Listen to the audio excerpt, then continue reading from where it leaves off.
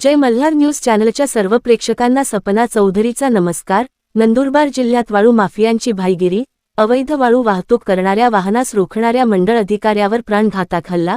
वाळू माफियांनी शासकीय अधिकाऱ्यास लाकडी दांड्याने बेदम मारहाण, मंडळ अधिकारी रवींद्र घोडके गंभीर जखमी। नंदुरबार तालुक्यातील वावद परिसरात खळबळ, वाळू वाहतूक करणाऱ्या वाहनांवर कारवाई करू नये म्हणून मंडळ अधिकाऱ्याला जीवठार मारण्याची धमकी, शासकीय कामात अडथळा आणि जीवे मारण्याचा प्रयत्न, बेकायदेशीररित्या वाळू वाहतूक करणाऱ्या डंपर चालकावर गुन्हा दाखल, मंडळ अधिकारीला मारहाण करतानाचा व्हिडिओ आला समोर। नंदुरबार जिल्ह्यातील वावद परिसरात बेकायदेशीर अवैध वाळू उपसा आणि वाहतूक रोखण्यासाठी गेलेल्या मंडळ अधिकाऱ्यावर डंपर चालकाने जीवघेणा हल्ला केल्याची धक्कादायक घटना समोर आली आहे। वावद येथील मंडळ अधिकारी रवींद्र घोडके यांनी विनापरवाना वाळूने भरलेला डंपर तपासणीसाठी अडवला असता चालक आणि त्यांच्यात तीव्र वाद झाला। या वादाचे रूपांतर हाणामारीत झाले। डंपर चालकाने कारवाईच्या रागातून घोडके यांना लाकडी दांड्याने बेदम मारहाण केली। या हल्ल्यात मंडळ अधिकारी रवींद्र घोडके गंभीर जखमी झाले असून त्यांना जीवे मारण्याची धमकीही देण्यात आली। वाळू वाहतुकीवर कारवाई टाळण्यासाठी हा हल्ला केल्याचे प्राथमिक तपासात समोर आले आहे।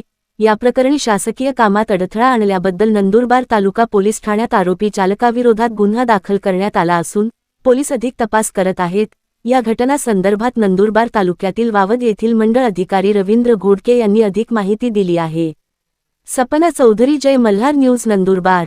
माझे नाव रवींद्र संतोष घोडके, मंडळ अधिकारी आष्टे म्हणून नंदुरबार तहसील कार्यालय येथे कार्यरत आहे।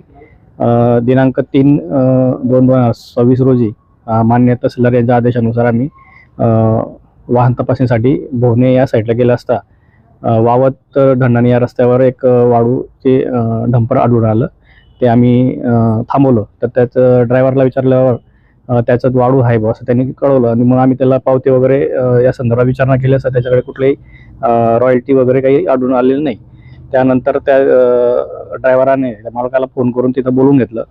त्यावेळेस 2 जण त्यावेळेस टू व्हीलरवर आले ते आणि मग त्यातल्या एक जणाने राहुल पाटील म्हणून असं त्याचं नाव कळलंय, त्याने गाडी वाळूचं डंपर तिथंच उलट केलं त्यांनी। त्यावेळेस मी व्हिडिओ करत असताना राहुल पाटील हा त्या साईडने किन्नर साईडला जाऊन एक दांडका काढून आणला आणि त्याने डायरेक्ट माझ्यावर प्राणघाती हमला केलेला आहे। त्यात माझ्या हाताला जखम झालेली आहे आणि मी त्या ठिकाणून पडलो। परत त्यांनी पुन्हा रस्त्यात अडवून मला जीवठार मारण्याची धमकी दिलेली आहे। त्या संदर्भात आम्ही पोलीस स्टेशन इथं तक्रार दिलेली आहे आणि गुन्हा दाखल झालेला आहे सदर इसमाविरुद्ध।